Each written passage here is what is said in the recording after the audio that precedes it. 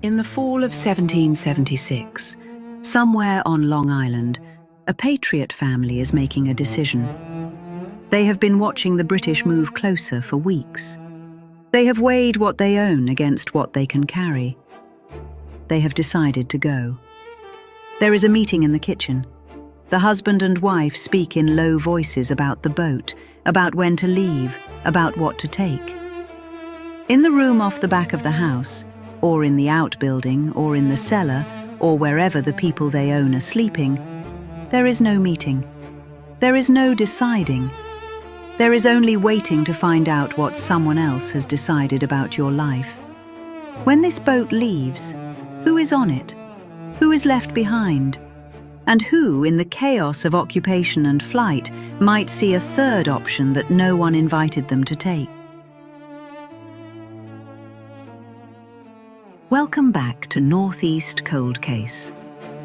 We have spent 3 episodes following the Long Island refugees, their crossings, their arrivals, their land, their communities.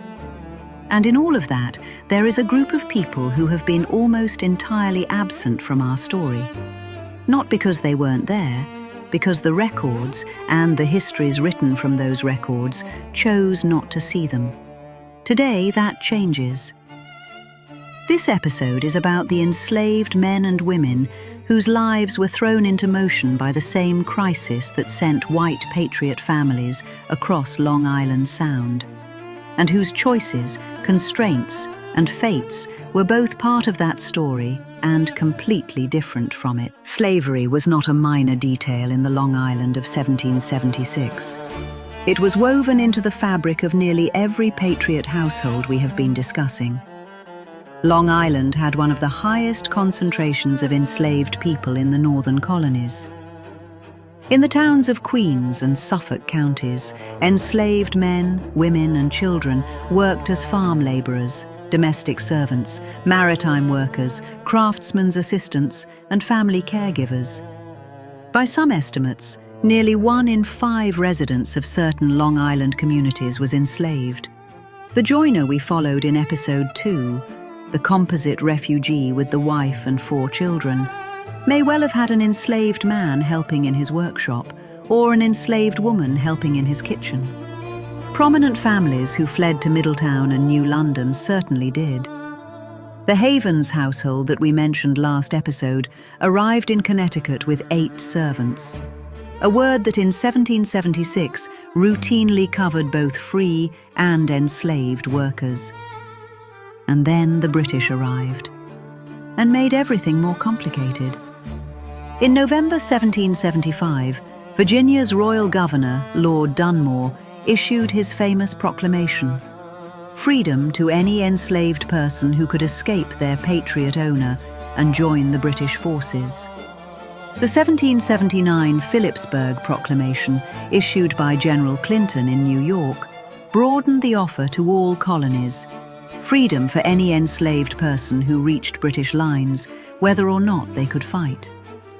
British-occupied Long Island, beginning in the fall of 1776, was now adjacent to freedom, by British definition, for any enslaved person willing to reach it. And the Patriot families planning their escape knew it. When a Long Island enslaver decided to flee to Connecticut, they faced a set of calculations that were, and let us not soften this, purely economic and logistical. Enslaved people were property. Like the iron pot, the livestock, and the chest of belongings, they were assets to be accounted for. But they were workers, and they were also, in this particular moment, potential threats. An enslaved person who knew the family was leaving might use the moment to run toward British-held territory, toward British lines in New York, toward the possibility of freedom that the Philipsburg Proclamation had just announced to everyone who could hear. So enslavers made choices.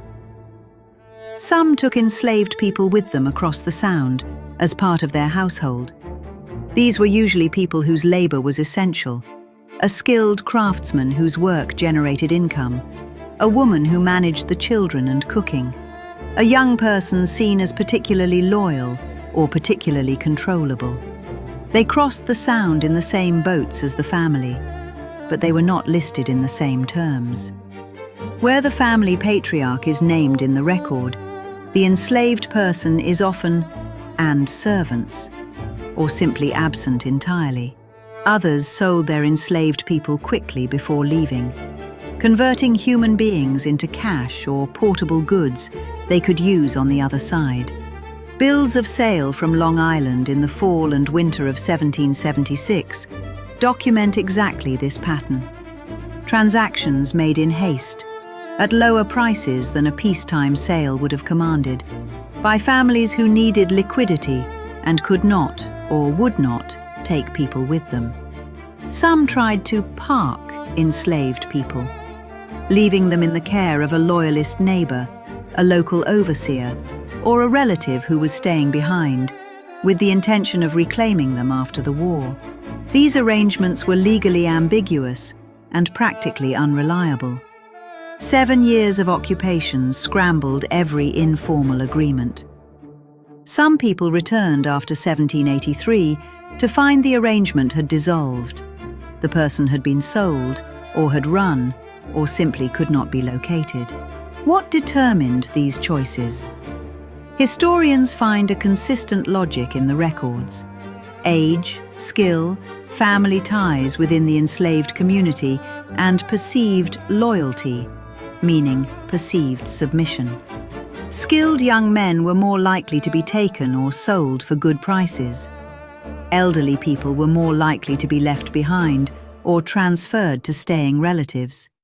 People with strong ties to each other, parents and children, couples, were split apart with startling casualness, because the enslavers' calculus did not include their relationships as a cost. The histories of this period often present enslaved people as passive, said to have been moved, sold, transferred, or abandoned by the decisions of others. That picture is incomplete. Some enslaved people on Long Island in 1776 took independent action. The moment of evacuation, when households were in chaos, when authority was disrupted, when a family's attention was on boats and weather and children, was also a moment of possibility. Some enslaved people used it to run, not toward Connecticut with the fleeing Patriots, toward the British. The Philipsburg Proclamation of 1779 is the most formal statement of what the British were offering, but the promise had been spreading since Dunmore's 1775 proclamation and was widely understood on Long Island, which sat directly adjacent to British-controlled New York City throughout the occupation. An enslaved person who could reach the British lines in Manhattan, by boat, by foot, by any means available, had a formal British promise of freedom. Historians estimate that by the end of the war, at least 20,000 enslaved people had escaped from Patriot owners to British lines across all the colonies. On Long Island and in New York, the number who made this choice was significant, and the runaway advertisements placed in newspapers by Long Island enslavers before and during the evacuation document real individuals with real names who made this decision. Others had no real option to run because they were too young, too old, too closely watched, or too isolated from the geography of escape. For them, what choice meant was something much smaller. A negotiation, implicit or explicit, about what cooperation would cost. Some people struck deals that were later honored, a promise of freedom after the war in exchange for willing labor during it. Some were told they would be freed and were not, and some simply moved through the evacuation as they had moved through everything else, without being asked, without being told, and without any record that acknowledged their perspective at all. For those who crossed the Sound as part of a refugee household, taken, not choosing, Connecticut was not freedom. Connecticut in 1776 was a slave state, smaller, more dispersed, less economically dependent on enslaved labor than the South, but a slave state nonetheless. By the mid-1770s, official records counted over 6,500 enslaved people in Connecticut. By 1776, a quarter of all wills probated in the colony included enslaved people as property. Virtually every town had at least one enslaved person. The Gradual Emancipation Act that would eventually begin dismantling Connecticut's slavery was not passed until 1784, and even then it freed only children born after March 1st, 1784. Not their mothers, not their fathers, not any adult already enslaved. Full abolition in Connecticut did not come until 1848. An enslaved person brought from Long Island to Connecticut in 1776 stepped onto ground that was nominally different in some minor legal ways, but practically and legally still bound. They appear in Connecticut records as property, in household tax lists, in church seating plans that placed servants in specific sections, in probate inventories when their enslaver died. They are listed by first name only, usually. Age and a rough description. A cash valuation.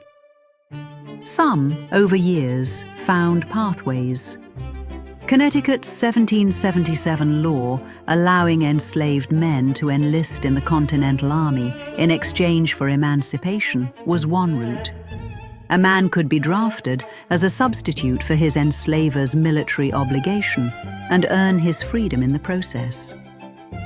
Others saved money, found allies, or petitioned for manumission on grounds of long service.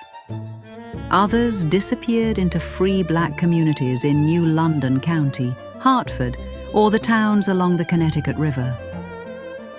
Most remain in the records only as a first name and a price. The primary histories of the Long Island refugee crisis, including Frederick Gregory Mather's exhaustive 1913 study, are built around the white families who fled. Mather documents hundreds of households with remarkable detail. But the enslaved people within those households are nearly invisible in his account, absorbed into phrases like "and family," or simply unmentioned. Another extensive book about the Youngs family, one of the founding families of Suffolk County, traces their genealogy back to the 14th century.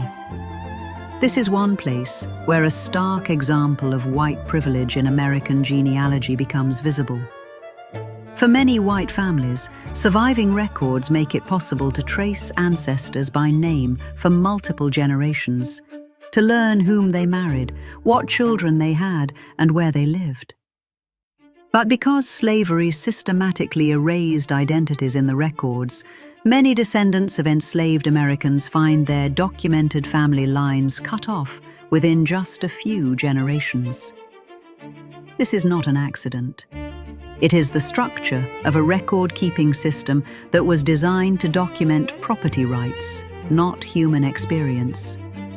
The enslaver's name mattered legally. The enslaved person's name mattered only when they were being sold, when they ran, or when they died and needed to be valued in an estate. But the traces are there, if you know how to read around the silence. Bills of sale, dated October and November 1776, from Long Island towns.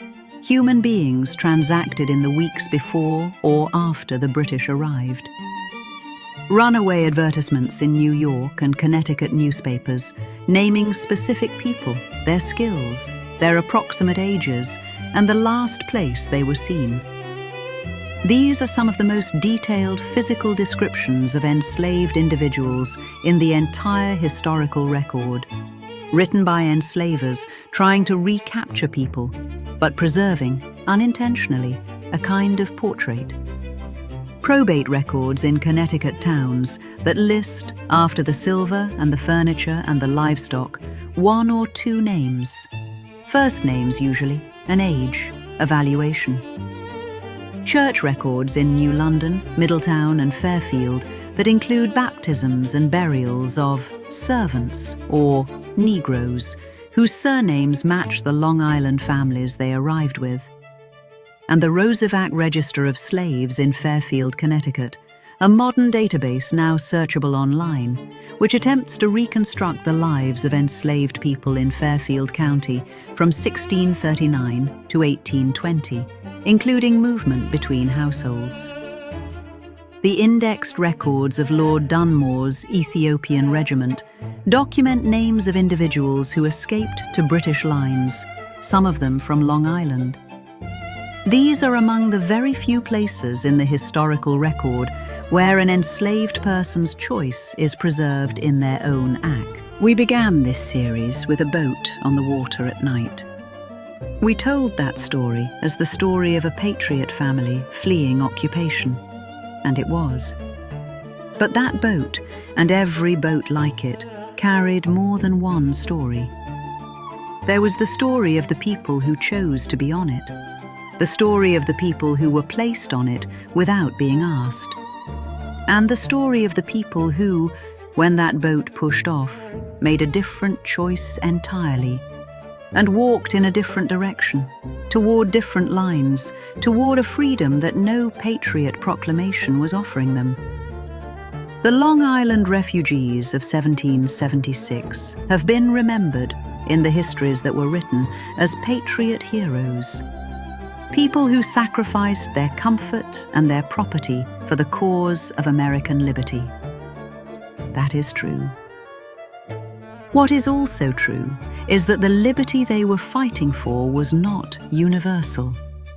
And the people who were moved or sold or abandoned during their flight, and the people who fled toward the British instead of away from them, were exercising their own understanding of what liberty meant in the only ways the world allowed them. When thinking of the revolutionary refugees of 1776 thus far, we've spoken in terms of white loyalists and patriots. Today, we consider the lives of black enslaved people swept into the tumult. In Episode 5, we'll look at what happened to the Long Island and Connecticut indigenous communities impacted by the invasion of the British.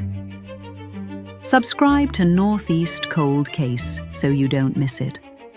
And if your family research has brought you to the records we talked about today, the Roosevelt Register, the runaway ads, the Connecticut church records with Long Island surnames, leave a note in the comments. These stories deserve to be found.